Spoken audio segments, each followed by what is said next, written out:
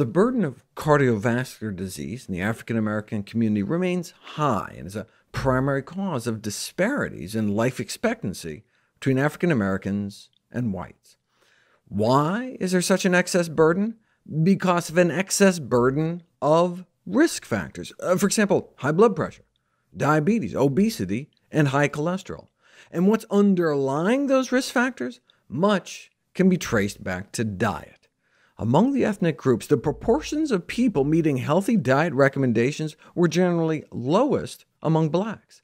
In this national survey, most black Americans were found to be eating a particularly poor diet as defined by the American Heart Association.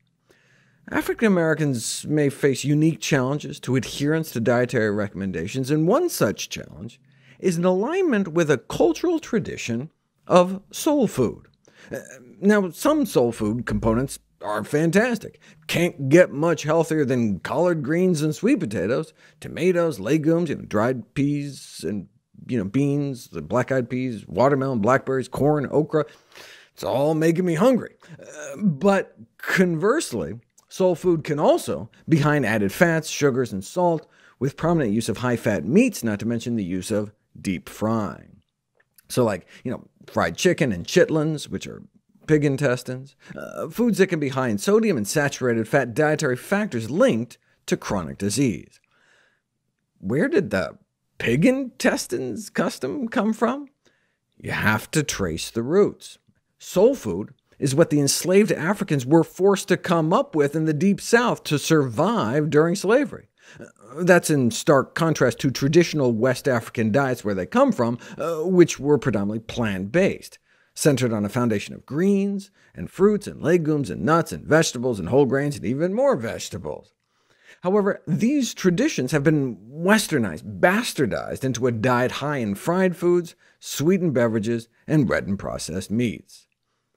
But the good news is more and more African Americans are adopting plant-based diets to combat their health problems, helped by a growing movement of vegan soul food restaurants that serve healthier plant-based meals.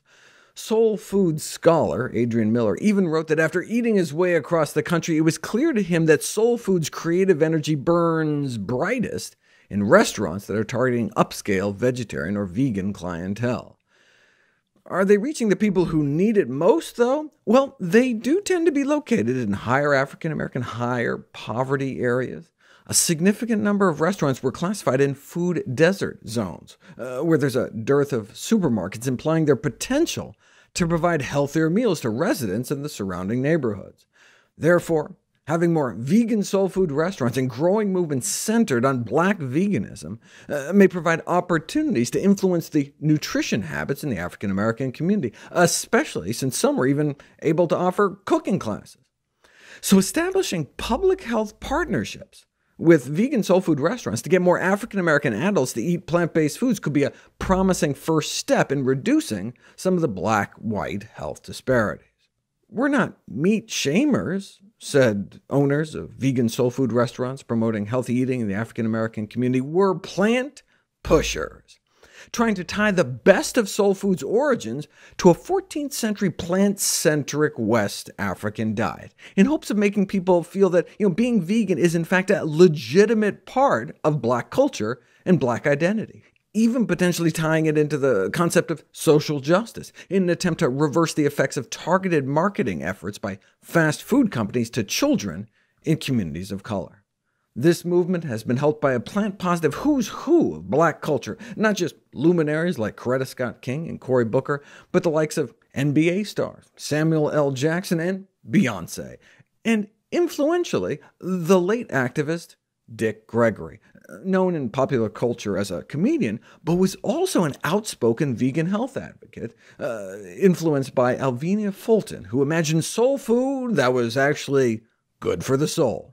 Instead of celebrating the fact that slaveholders denied enslaved people access to quality foods, she persuaded black communities to view food as an agent of health and healing, advocating fresh, whole foods as the path to alleviating or reversing the crippling burden of chronic disease.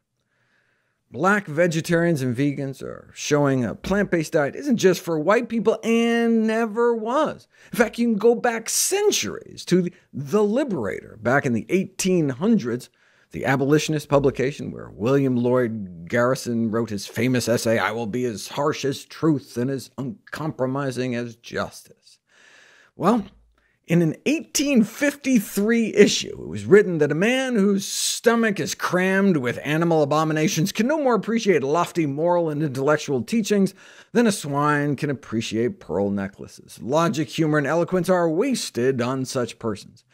If only the American people took more thought what they should eat and drink, obeying the rules impressed upon them by experience and science, by which they meant a vegetarian diet, America would be half converted to anti-slavery, peace, temperance, land reform, women's rights, etc.